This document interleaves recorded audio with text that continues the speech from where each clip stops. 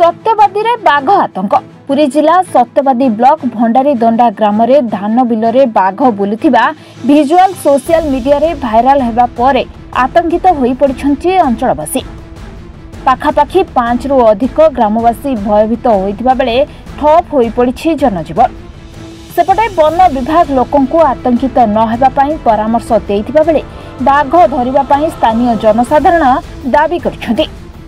काली अपराह्न समय धान बिल रे बाघ बुलुथिबा खबर जैनिक युवक निज सोशल मीडिया रे पठाइथिबा बेले आखपाख अंचल रे भयर वातावरण सृष्टि होइथिला।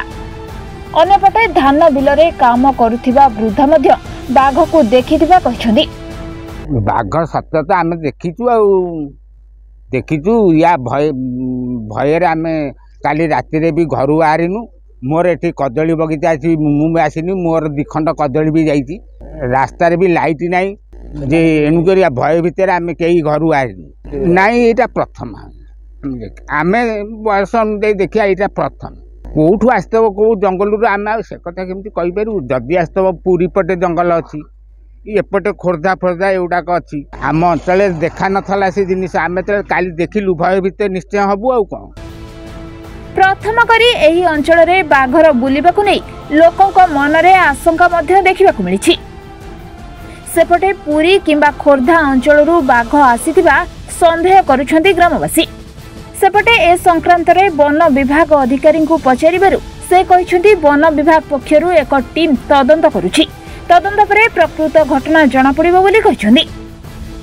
मु एक्चुअली आमे दुई जण जाइथिलु जमी देखिया पई से सिंघा कथा भितर पसी आ से बिल्लो मझिरा में थिलु जमी देखा परे किछि समय परे मो सांग भी मो पाखे थिला से संगे संगे मते जणैला भाईना आ बाघ से बटे जाउछि टिके देखो टिके मु विश्वास संगे संगे कलिनी।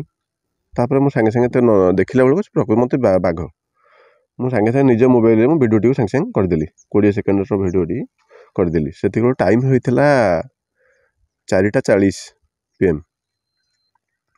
तापरे वीडियोटा करी बाघ को आम ताकू सेपट जाऊँ बंधरे आम भी से जगार आगू को चलुचु पछक बैक करनु भी भिडियो करके आम सडन गाँ लोक जनइलु जाकि जे भाई तुम गहिर रे गोटे बाघटे बुलुची। से विश्वास कले सडन नहीं से देखलु भी आम भी निजे खोजिलु खोजिकी देखलु देखा पर से सब टेका फोपड़ा फोड़ी कले क्या बाघ को सी दौड़िला आगू दौड़े अधिका लोक जेहेतु माने 8-10 जन होइले सडन तो से दौड़िले दौड़ा पर वन विभाग को आम कॉल करके भी जनइचु।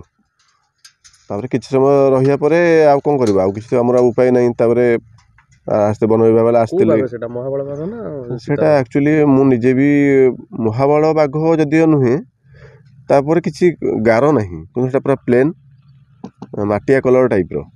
अच्छा बहुत बड़ भी नुहे जहाँ भी 3 ରୁ 3.5 फुट हम लंबा हाइट हो 2 फुट टिके अधिका हम। वीडियो शूट कला बेला भय लागे मन मते तो निजको बहुत भय होइथिली कारण बाघ पाखे जो मनीष पहुँची भी निजे आपण भी भावतु आम निजको तो बहुत भयभीत लगे गोटे तो ओबियसली बाघ आगे मनीष केवे डर बहुत थिला डर थिबा बेले भी आम निजको भयभीत न करी आमे निजर वीडियो करी आगू को आम जाइछु। गोब्रो जयंत कुमार सेठी रिपोर्ट रिपोर्टर्स टुडे।